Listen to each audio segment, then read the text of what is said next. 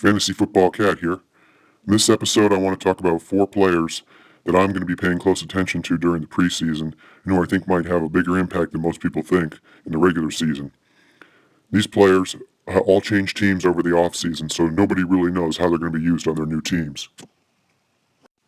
The first player on my list is Brandon Lafell. He's a big wide receiver that's always been on the Panthers, and now he's on the Patriots. Whenever the Patriots pick up somebody in free agency, I pay attention. Now, Lafell never had great stats in Carolina, but I think that had more to do with Cam Newton. Cam Newton's never been a quarterback who runs through all his progressions and throws with great accuracy. But in New England, Tom Brady will use Brandon Lafell if he's open. And rumor is that they will use Lafell over the middle, kind of like they used Aaron Hernandez. So pay attention to him and how the Patriots are using him. But also keep in mind that the Patriots tend to hide what they're going to do during the regular season in the preseason, and they never show any of their early looks. So you may have to wait till the first or second week of the season to see what the Patriots are going to do with Lafell. The second player I'll be watching this preseason is Bryce Brown, running back who was on the Eagles last year, and now he's on the Bills. And the Bills traded a 4th-round pick for him when a lot of rookie running backs were still available in the draft. So this tells you how much they like him and how much they're probably going to use him.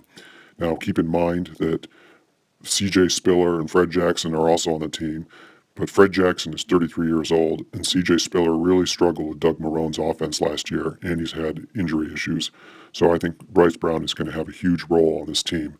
May not be right away, but by mid-season, he'll probably be one of their main featured backs, and then next year he could be the featured back for the Buffalo Bills, given the contract situation of Spiller and Jackson. The next player on my list is wide receiver Steve Smith, the longtime Panther who's now on the Baltimore Ravens. Many people feel he's washed up because of his age, but don't overlook this player. He's going late in drafts, and with the way Joe Flacco plays, he could become a go-to receiver for him. So keep an eye on him during the preseason, see how he's used, and then snatch him up in your draft or as a waiver wire pickup early in the season if he appears to be a favorite of Joe Flacco. Now the last player on my list is Darren Sproles, who went from the Saints to the Eagles, and I think he's the perfect fit for Chip Kelly's offense.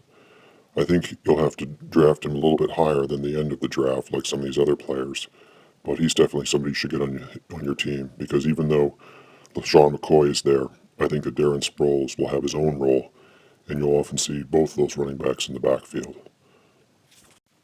That's it for today. Bye.